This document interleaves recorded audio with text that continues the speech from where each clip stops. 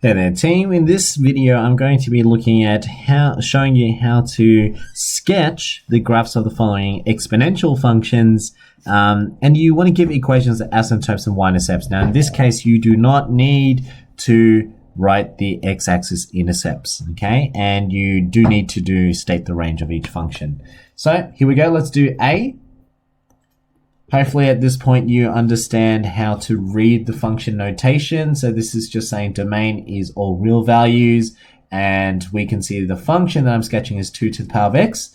Now notice there's a plus 2, so the plus 2 tells me that I'm going to be moving up by 2. So here we go, we've got y is, I'm going to write y just to help you guys figure out what I'm doing here. So the plus 2, remember plus 2 means up 2, so the asymptote for the exponential graph has gone up by 2. 2 to the power of x, it's all positive right now, so that means that I know the shape of the graph is still going to be like this.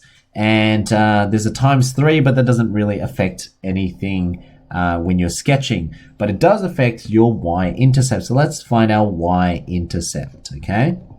Y-intercept is when x is equal to 0, and we're trying to find the y value. So y is equal to 3 times 2 to the power of 0 plus 2. And this is 3 times 1 plus 2. And we can see 3 plus 2 is 5. So what this tells me is that the y-intercept is at 0, 5. Okay, so here we go. Let's draw our asymptote first because it went up by 2. So where's my ruler, my trusty ruler? Went up by 5. Oh no, went up by 2. So 1, 2, about there. And I'm going to do a dotted line. So remember, don't do a solid line, do a dotted line. And you would then label the equation. So y equals 2 is the asymptote. And then I would sketch my graph now. And I know that it crosses the y-intercept at 5, right? So I need to draw it so that it crosses through 5. And here we go. Label it with 0, 5. Okay, so I've shown there's an asymptote. That's one sketch, and there you go. So what is my range in this case? The range, I'm just going to make this a bit smaller actually. I'm going to try to make this a bit smaller so I can write the range. The range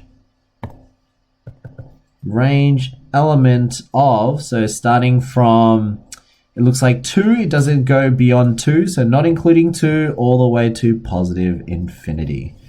Okay, so there we go, that's my range. So range is in that avenue there. Let's do another example. Let's look at something with more negatives. So I'll do f as an example.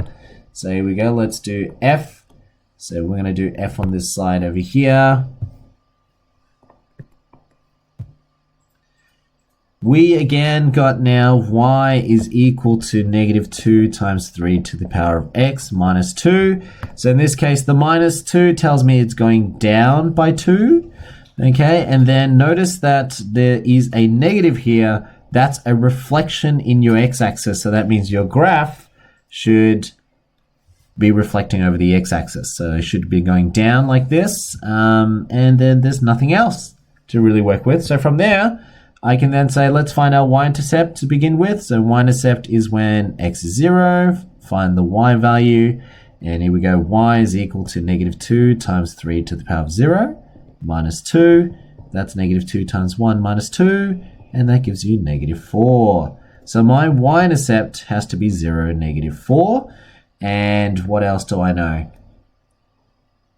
I'm just going to make that a bit smaller. There you go. And here we go. Let's write our asymptote down by 2. So this is my new asymptote. I'm going to do a dotted line. And I'm going to label it. So y equals to negative 2. That's my asymptote.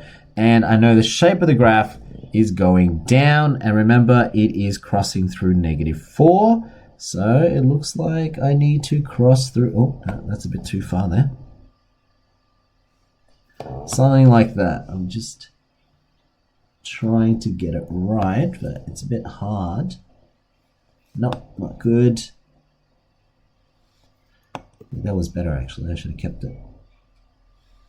Okay, there we go. That's not bad. And that's at 0, 4. Okay, so showing that there's an asymptote, shape is correct, y-intercept, and now finally the range. Y is an element of, It's highest at -2, but not inclusive, and it goes all the way to -infinity. Now notice I've done the wrong calculation there because it has to be smallest to largest, so -infinity all the way up to -2 is the correct order. There you go. So that's how you would do A and F there. If you're actually, I'll do E as well because E may be a bit confusing for some of you. So let's say E, if I were to do E over here, this is y is equal to half to the power of x plus 2. And let's focus on this one again. So I would have changed that half into 2 to the power of -1, all to the power of x plus 2. And the reason why I do that is because when you multiply the powers, it becomes 2 -x plus 2. Okay? So now we can read it. We can say that the plus 2 here means up 2, so it changes your asymptote. And notice that there is a negative here. So that negative is a reflection in your y-axis. Okay? So reflected y, what does that mean? That means your shape of the graph is expected to look something like this now. So reflection in the y-axis. Okay? So when I find the y-intercept, let's find y-intercept. Let x equal to 0, solve for y. So y is equal to 2 to the power of -0 plus 2. And that's just 2 to the power of 0 plus 2. So then becomes 1 plus 2, which is 3.